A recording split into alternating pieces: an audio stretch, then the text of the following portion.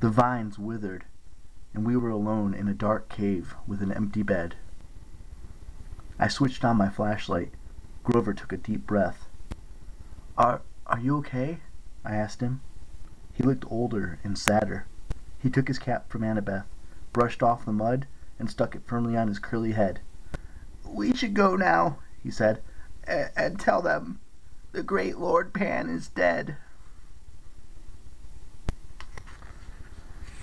Chapter 18. Grover Causes a Stampede. Distance was shorter in the Labyrinth.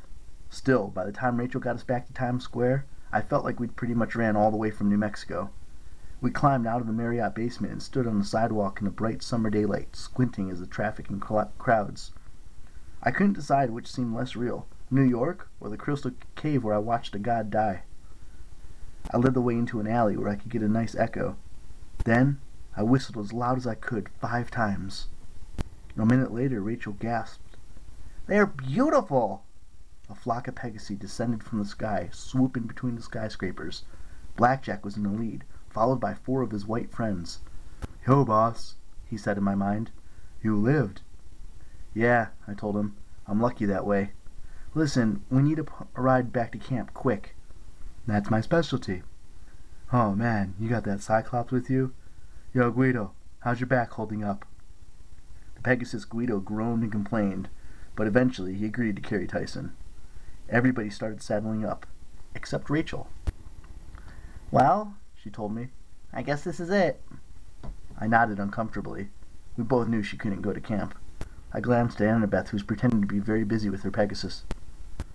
"Thanks, Rachel," I said. "We couldn't have done it without you." "I wouldn't have missed it. I mean, except for almost dying. And Pan..."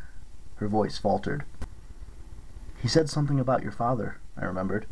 "What did he mean?" Rachel twisted the strap on her backpack. My dad's job, he's kind of a famous businessman." "You mean you're rich?" "Well, yeah."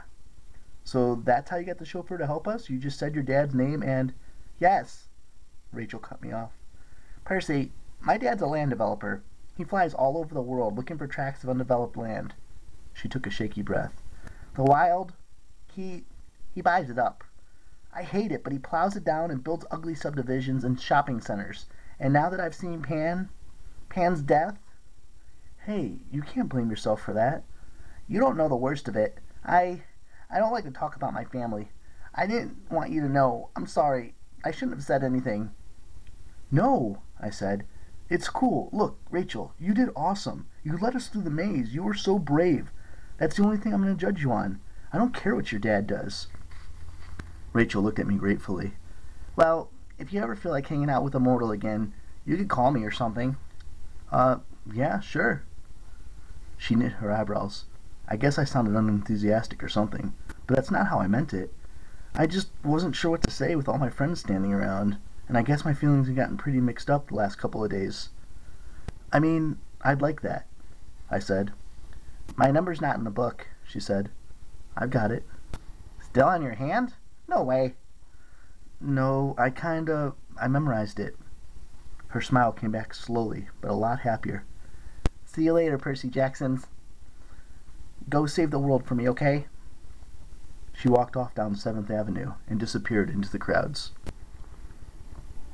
When I got back on the horses, Nico was having trouble. His Pegasus kept shying away from him, reluctant to let him mount.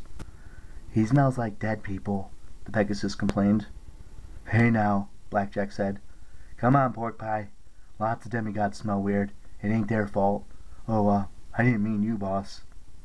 "Go on without me," Nico said. "I don't want to go back to the camp anyway." "Nico," I said, "we need your help."